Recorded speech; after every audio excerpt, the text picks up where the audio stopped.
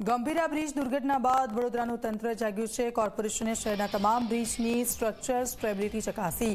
વિશ્વામિત્રી નદી પર ગાયકવાડના સમયમાં બનેલા કાલાઘોડા બ્રિજનું અધિકારીઓ નિરીક્ષણ કર્યું। સિટી ઇજનેર અલ્પેશ મજુમદારે અધિકારીઓ સાથે મુલાકાત લીધી છે। કોર્પોરેશને ચોમાસા પહેલા જ બ્રિજના સમારકામની શરૂઆત કરી હતી। બ્રિજના પાળા અને પેરાફિટને રિપેર કરવામાં આવ્યા હતા। કાલાઘોડા બ્રિજ વાહન ચાલકો માટે સલામત હોવાનો દાવો થઈ રહ્યો છે। શહેરના 44માંથી 2 બ્રિજ જર્જરિત હોવાનું સામે આવ્યું હતું। જો કે 2 બ્રિજ જર્જરિત છે અને તેને 1 વર્ષ પહેલા જ કરવામાં આવ્યા છે બંધ। જે એક્સેસ ઉપર વેરિંગ કોટ હતા અને એની ઉપર જે કાર્પેટ કરવામાં આવેલી હતી એ તમામ બ્રિજો ઉપરથી અમે રિમૂવ કરી રહ્યા છે। લગભગ 3 થી 4 જે મોસ્ટ ક્રિટિકલ હતા, જે જૂના હતા, તેની ઉપર અમે આ કામગીરી પૂરી કરી દેવી અને એનો ડેડલોડ ઘટાડી દેવામાં આવ્યો છે અને ડેડલોડ ઘટાડવાથી જ એની લાઈફને અને એની નુકસાનની શક્યતા ઓછી થઈ જાય છે, એની લાઈફ વધે છે। ગંભીરા બ્રિજ દુર્ઘટના બાદ વડોદરા કોર્પોરેશનનું તંત્ર શહેરમાં આવેલા બ્રિજની સ્ટ્રક્ચર સ્ટેબિલિટી તપાસી રહ્યું છે, જેને લઈને અધિકારીઓ રોજ નવા બ્રિજ પર વિઝિટ કરી રહ્યા છે। આજે કાલાઘોડા જે બ્રિજ છે તે બ્રિજની વિઝિટ કરવામાં આવી છે સિટી એન્જિનિયરના અધિકારીઓ દ્વારા।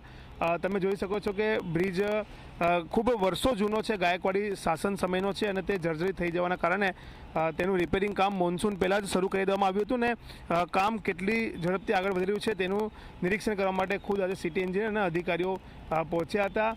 તમે બ્રિજની હાલત જોઈ રહ્યા છો કે કઈ રીતના બ્રિજના જે પિલર છે તેની અંદર સળિયા દેખાઈ રહ્યા છે, તેની જે પેરાફિટ છે તે પેરાફિટ જર્જરિત થઈ ગઈ છે અને બ્રિજને નુકસાન વધુ ન થાય તે માટે અત્યારે પાલક બાંધીને કામગીરી શરૂ કરવામાં આવી છે। ગ્રાઉટિંગ કરવામાં આવી રહ્યું છે, મેન્ટેનન્સ કરવામાં આવ્યું છે, રિપેરિંગ કરવામાં આવ્યું છે, જેના કારણે કોઈપણ પ્રકારની દુર્ઘટના ન સર્જાય।